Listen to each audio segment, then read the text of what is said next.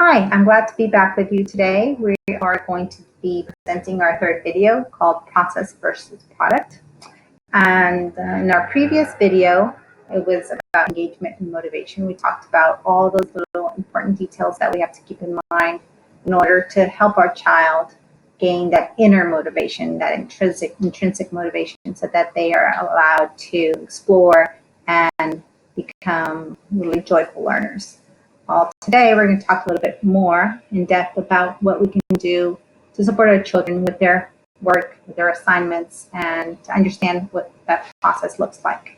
So the question is, what is more important, the journey or the destination? So you have this assignment.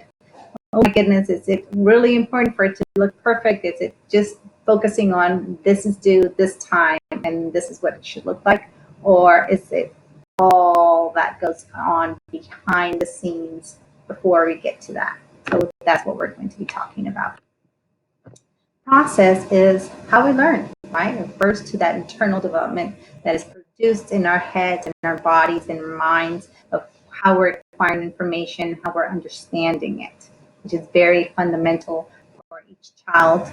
Might go through a different process of acquiring some new skills or understanding lessons. And it's very particular, and it's something that is unique to each one of us. So there are characteristics of process that seem to be very important, which is, as you look at this iceberg, it's like the success is up on the top, this little thing that everybody sees. But what no one sees is all the effort, every single one of those tries that that little child went through before they got to that peak up there. It is the dedication, the hard work, right? Setting those goals, maybe not accomplishing them, disappointment, asking more questions, setting new paths to achieve our goal. So it is very long in a way, and it is what really is the foundation of what we see it in the long run. But we really want us to see that what we have learned has an impact, and it has an effort that we all need to value. So product, we'll say like, wonder what that is, right? It's all those assignments, all those projects that we have at the end, that achievable outcome or goal that's produced when we learn something. It's like what we have learned, the end product or the end process of that process. And yes, we might think of what does it look like in our schools. It might look like those seesaw posts. You really sketched them, you planned them out, you tried them out, you recorded them several times, and finally here it comes. But behind those scenes, there's a lot of planning and dedication, okay? So we might see them in our Google Classroom, in our seesaws, or any other, in Padlets, any other kind of tangible, deliverable ways of understanding or demonstrating what you had as an understanding. There are different characteristics of products, right? Like we just mentioned, they are something that other people will notice, so that you will present to others. However, they are just a snapshot. They are just something that might not even just be end there. You might just take that project or that lesson that you learned and then expand it, or it might not have come out like you wanted it to. So one of the things that we want to keep in mind is that it is fixed, but it also allows us to take that as an initial pathway to make something new, or learn from that we just did, and then make it better, improve it, and learn from those mistakes is one of the key things that we want to help parents understand. That it's really amazing when our kids make a mistake, because we want to ask them, like, what were you thinking? How could we do it differently? What are some other options? Like, now we know this way doesn't work. Let's find another way. So we guide them into more exploration.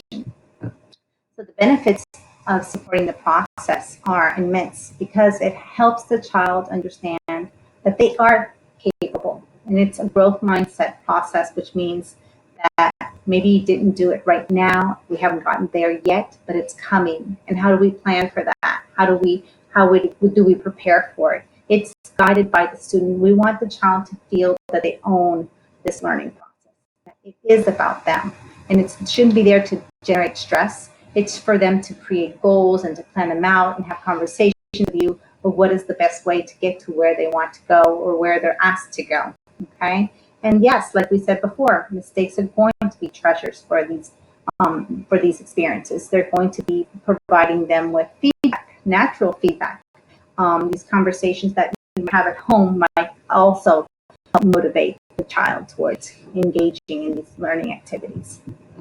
So there are challenges in this process, and some of those challenges have to be with our own biases, like how we think that the project should look, how we were taught in our other years, the way I feel it should be done. And that's where we need to really be very objective and step aside and say, this is my child's project. Let me understand what he wants or she wants. Let me understand what they know. Let me understand what their weaknesses or their strengths are so I can support them.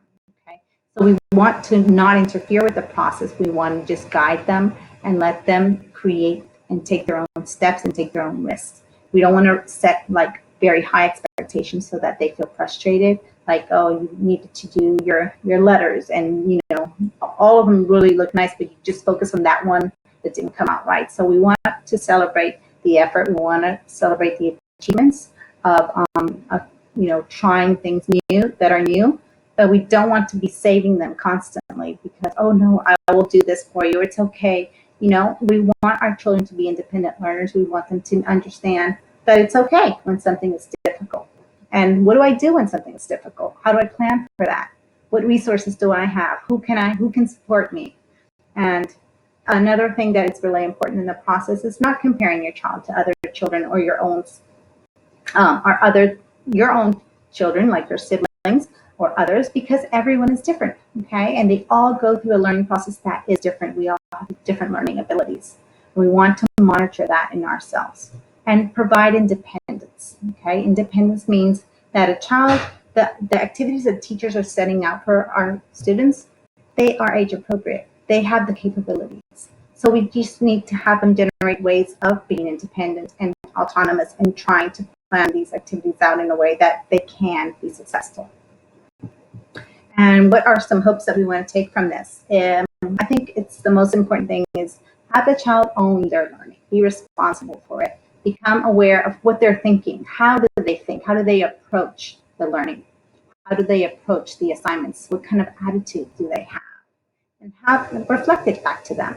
The choices that they're making while they're learning are very important. Why are you making that choice, or what made you think of that? It's going to help the child really look back into themselves and see, yeah, I did it this way. I didn't notice. The reflection piece is going to be very, very, very important in the learning process. And remember that learning takes a lot of practice. And through the time and practice, it will become more perfect. But we're not looking for perfect. We're looking for learning. We're looking for enjoyment. Like we said before, engagement and motivation. Because the idea is for a child to have the need to always learn more, to be a curious explorer. And how do we support our learning is by openness, acceptance, okay, understanding what our limits are, understanding we're not going to be doing the work for our child, understanding that they might have challenges, and how do we best support them during those times, okay? Give them a chance to think and to respond before we tell them the answers. Ask them where they can find those answers. Get them curious about it. And encourage them to come up with questions. Questions are like our best friends. What if questions? What else? How come? What do you wonder? Which is part of this inquiry that we've been developing in school and helping instill in our children. So the following videos, we will be talking a little bit further about how to explore these areas of the process of learning and how questions will help guide our children into the direction where they become lifelong learners and they feel successful and they feel proud of themselves. So to close up our video for today, I hope that you take in mind these little tips that we had today and they are useful to you and to your child and that we both enjoy the learning experience that we are all having at home. Thank you for listening to the video and I'll see you soon.